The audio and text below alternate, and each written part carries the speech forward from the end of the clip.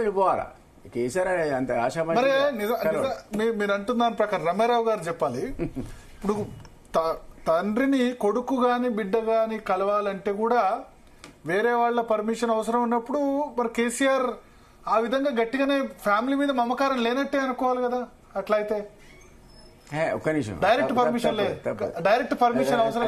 అప్పుడు 2009 ఒకటే విషయం చెప్తా, తర్వాత మేము మాట్లాడుతుంది. ఏమంటున్నానంటే కేసీఆర్ అనేవాడికి హరీష్, సంతోష్, కవిత, కేటీఆర్ ఈ నలుగురు సమానమే. ఈక్వల్ గా సమదృష్టి చూసి అందరంటే ప్రేమ ఆయనకి.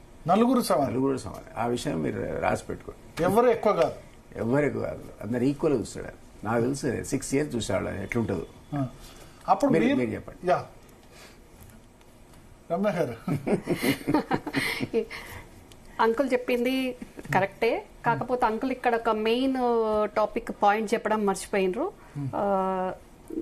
టీఆర్ఎస్ పార్టీ లాంచ్ అయిన తర్వాత నా హస్బెండ్ మసూన్ రావు కూడా party founder member and KCR chief election agent. Karimnagar 2004 KCR ఎంపీగా చేసినప్పుడు party state vice president, media in-charge, చాలా ఆయన ఇక్కడ హరీష్ కీలక పదవుల్లో ఉన్నారు. అంకుల్ ఈ పాయింట్ మర్చిపోయి చెప్పడము.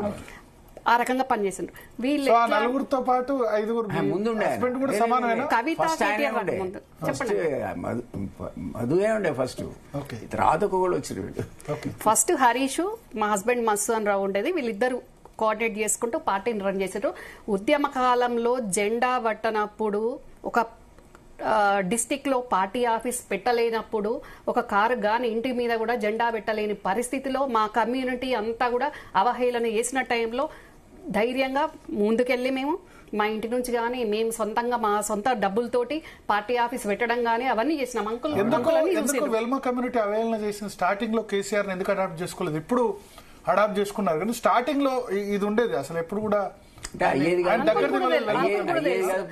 కాదు, పోయేది కాదు. చంద్రబాబు తోటి ఏం పెట్టుకుంటావు, నీతోటి ఏమైతుంది, ఏం సాధ్యం అవుతుంది అని చాలా అవహేళన చేసినారు. అవమానాలు జరిగినాయి, అన్ని కూడా జరిగినాయి. అయినా అవన్నీ ఆయన మనసులో కాదు కడుపులో పెట్టుకొని తను ఏం చేయాలనుకున్నారో ఆ రకంగా ముందుకు పోయినారు.